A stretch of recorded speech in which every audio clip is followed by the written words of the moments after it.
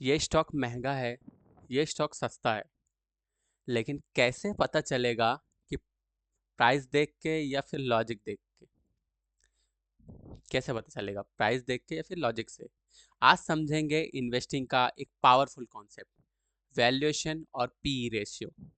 Concept explain करूंगा। सबसे पहले पी रेशियो का फुल फॉर्म देखो। पी रेशियो का फुल फॉर्म, पी का होता है full form price to earning. Price to earning, और ये रेशियो है तो प्राइस टू अर्निंग रेशियो। तो फॉर्मूला ऐसा बनता है इसका, पी जो होता है price to earning is equal to share price divided by earning per share, मतलब ईपीएस।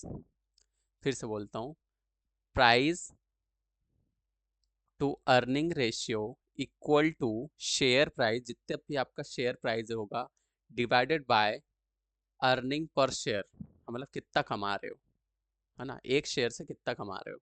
तो सिंपल लैंग्वेज में ऐसा समझो कि पी बताता है कि आप कंपनी में एक प्रॉफिट के लिए कितना प्राइस दे रहे हो।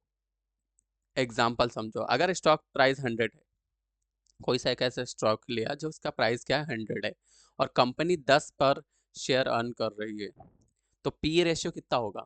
100 डिवाइड बाय 10, यानी 10। मतलब आपका एक अर्निंग, 1 रुपए अर्निंग के लिए 10 रुपए पे कर रहे हो। समझे? अब पी का मतलब समझो। लो पे पी कैसा होता है, हाई पे कैसा होता है, और कैसा क्या रहता है समझते हैं। तो लो पे पी ऐसा रहता है कि स्टॉक अंडर वैल्यूड हो सकता है उस पे।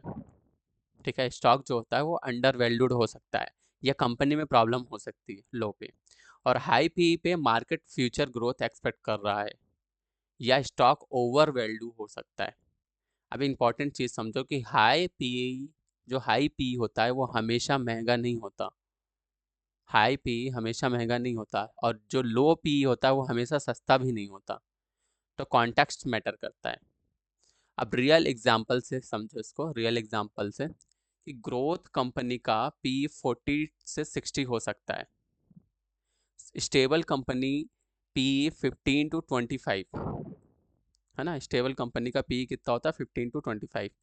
अगर ग्रोथ स्ट्रांग है तो हाई पी जस्टिफाइड हो सकता है, लेकिन अगर ग्रोथ स्लो है और पी हाई है तो रिस्क बढ़ जाता है।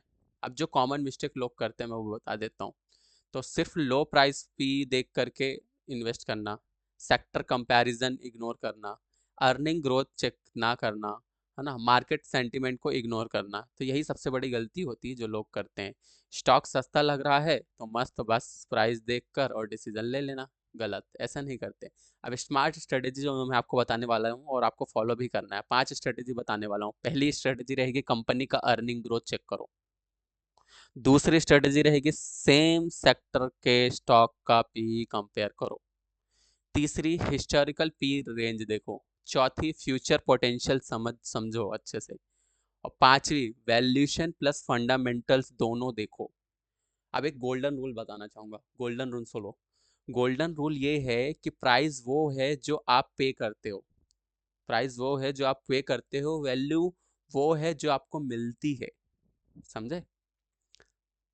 अब एंडिंग में बस इतना ही बोलना चाहूंगा कि स्टॉक मार्केट में अगर पैसा सिर्फ चीप चीज खरीद कर नहीं बनता, सही वैल्यू पे खरीद के बनता है। तो वैल्यूएशन समझ लिया तो ओवर पे करने से बच गए। और ओवर पे से बचा इन्वेस्टर ही, जो ओवर से बचे इन्वेस्टर ही लॉन्ग टर्म पे जीतते हैं वो।